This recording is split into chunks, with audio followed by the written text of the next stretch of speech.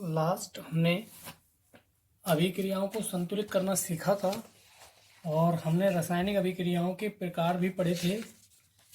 आज उन प्रकारों को बताना है। आपको क्वेश्चन किस तरीके से आता है।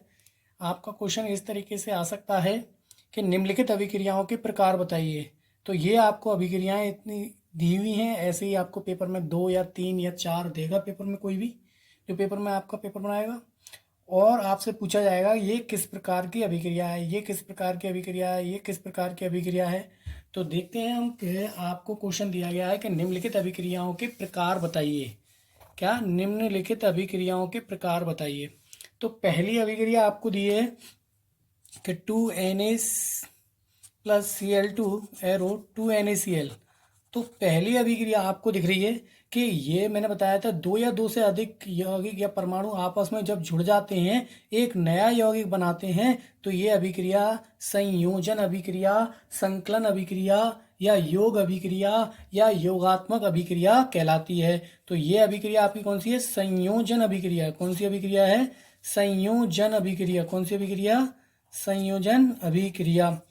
तो ऐसे ही आपकी सेकंड अभिक्रिया है, बताया कि 2 या 2 से अधिक। अब इसमें भी 2 यौगिक जुड़ के एक नया यौगिक बना रहे हैं, तो ये भी एक संयोजन अभिक्रिया। योगात्मक संयोजन एक ही चीज है। संयोग, संयोजन, योग सब एक ही चीज है।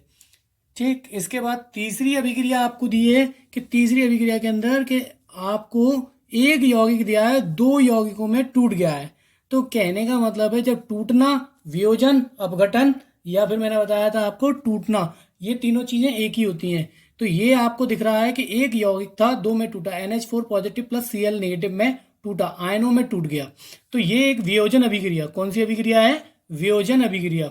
ऐसे ही आपके पास ये फोर्थ अभिक्रिया है कि इसमें भी आपको दिख रहा है Ag पॉजिटिव NO3 नेगेटिव में टूटा है, और ये क्या कहलाएगा आपका? ये भी एक वियोजन अभिक्रिया। आपको दिख रहा है कि इस अभिक्रिया के अंदर आपको एक त्रिभुज दिख रहा होगा एरो पर। त्रिभुज का निशान जो होता है वो हीट का निशान होता है। किसका निशान होता है? हीट, यानी कि ऊष्मा। तो आपको मैंने बताया था कि जब एरो पर ऊष्मा दे रहा है आपको, तो ऊष्मा दे रहा है तो यानी कि ऊष्मीय अपघटन, यानी कि ऊष्मीय वियोजन अभिक्रिया। कौन सी अभिक्रिया? ऊष्मीय वियोजन। एक यौगिक था, ऊष्मा देने पर कैल्शियम ऑक्साइड और कार्बन डाइऑक्साइड में टूटा, ऊष्मीय अपघटन अभिक्रिया या ऊष्मीय वियोजन अभिक्रिया भी हम लिख सकते हैं। आपको फिर अगली अभिक्रिया दी है कि BaCl2 plus Na2SO4 arrow BaSO4 plus 2NaCl। तो मैंने इसके अंदर आपको बताया था कि ये द्विविस्थापन अभिक्रिया है। इसमें आयनों का आदान प्रदान होता है। किसका आदान प्रदान होता है? आयनों का आदान प्रदान होता है।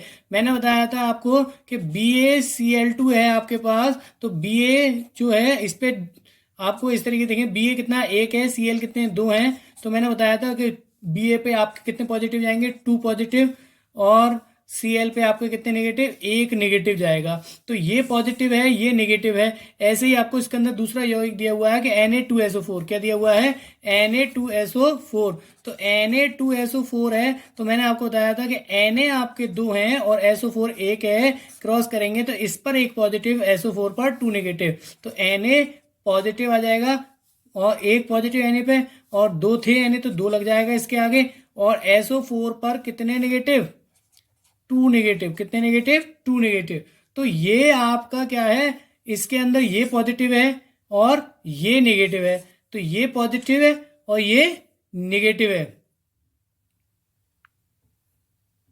तो मैंने आपको बताया कि इसके अंदर ये Na पॉजिटिव है और SO4 नेगेटिव। इसमें Ba पॉजिटिव था, इसमें Cl नेगेटिव था। तो नेगेटिव पॉजिटिव ये दोनों आपस में अभिक्रिया करेंगे और ये दोनों आपस में अभिक्रिया करेंगे, तो BaSO4 बनेगा और NaCl बनेगा। तो आपका इसमें क्या है? द्विविस्थापन। जब आयनों का आदान प्रदान होता है तो वह अभिक्रिया क्या कहलाती है? द्विविस्थापन अभिक्रिया कहलाती है। तो इसीलिए आपकी ये वाली अभिक्रिया जो है वो कौन सी है? द्विविस्थापन अभिक्रिया है। इसके बाद आपका दिख रहा है C2H4 प्लस H2, तो एरो C2H6। ये आपका देखो, ये H2 इसके अंदर जुड़ गया, तो ये जुड़ने का मतलब है कि संयोजन अभिक्रिया। कौन सी अभिक्रिया? संयोजन अभिक्रिया।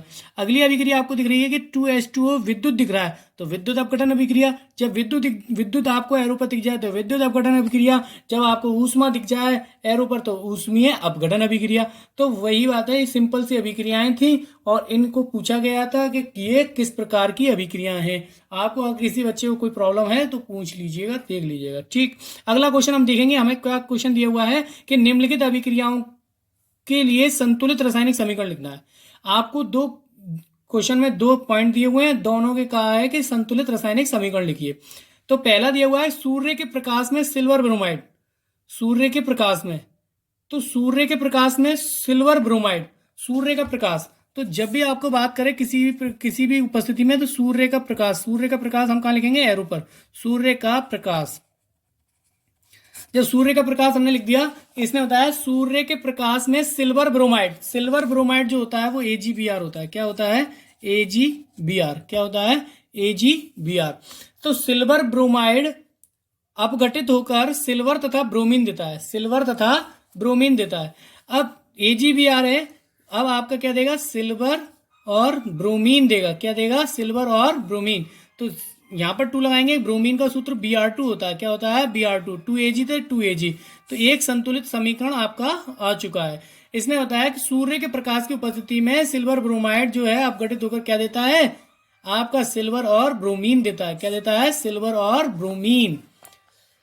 फिर आपसे अगला बात कर रहा है कि सोडियम धातु जल के साथ अभिक्रिया करके, सोडियम जो होती है वो आपकी क्या होती है? Na होती है धातु। कौन सी होती है? Na।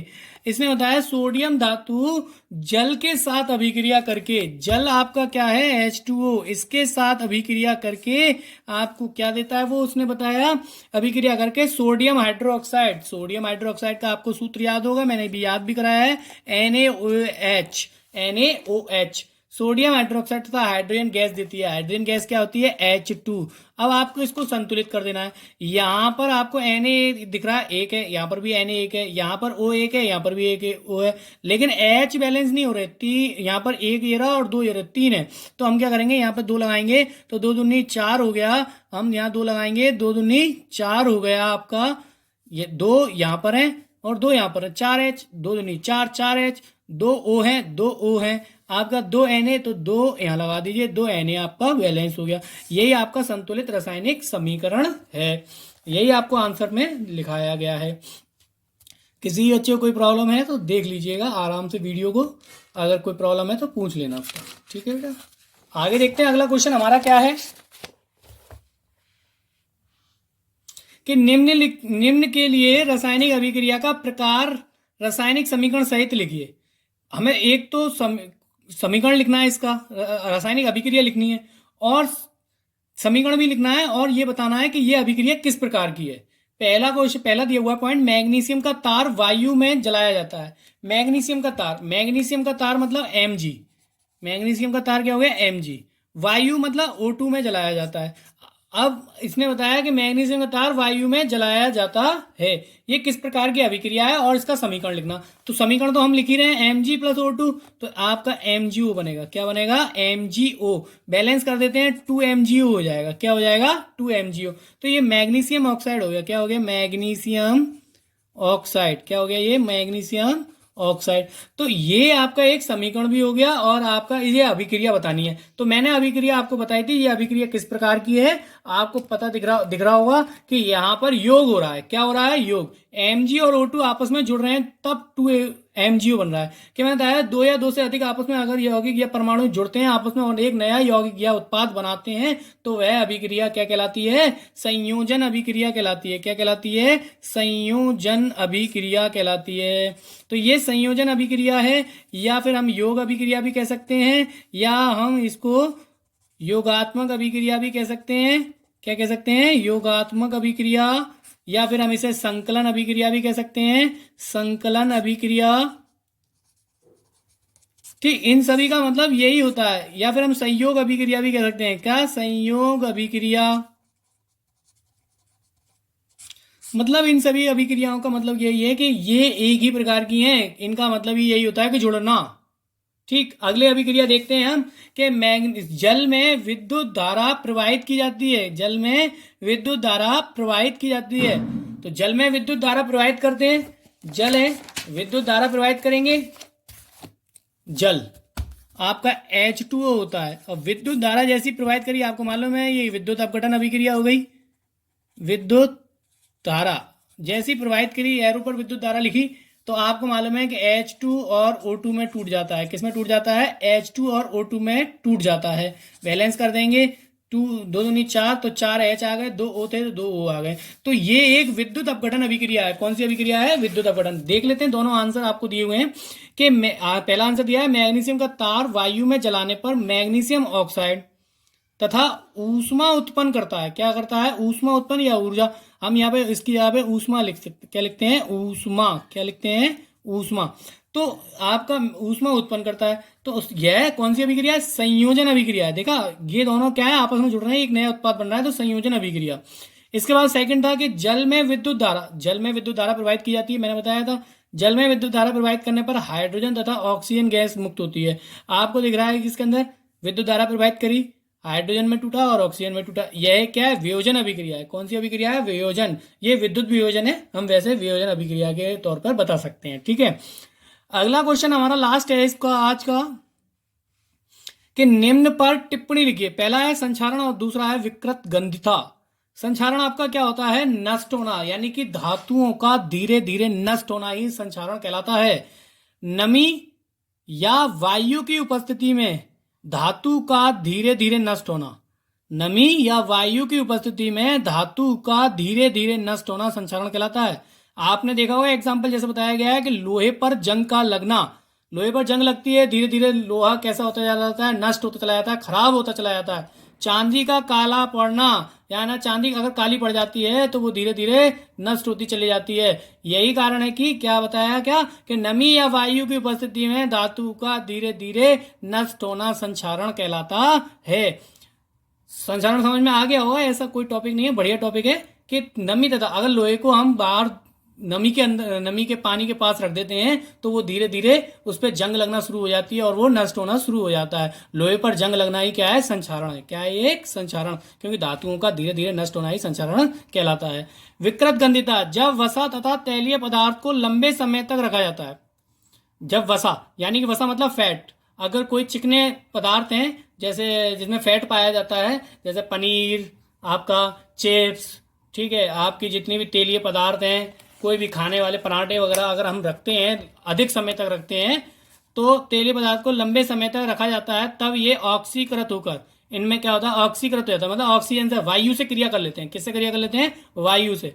दुर्गंधमय हो जाते हैं, इनमें एक बदबू सी आने लगती है। कैसे आने लगती है? बदबू सी।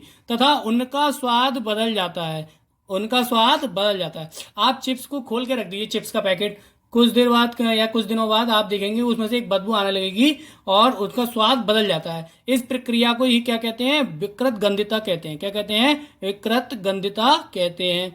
उदाहरण दिया हुआ है कि नमकीन, चिप्स जैसे खाद्य पदार्थों को लंबे समय तक रखने पर दुर्गंधमय हो जाते हैं।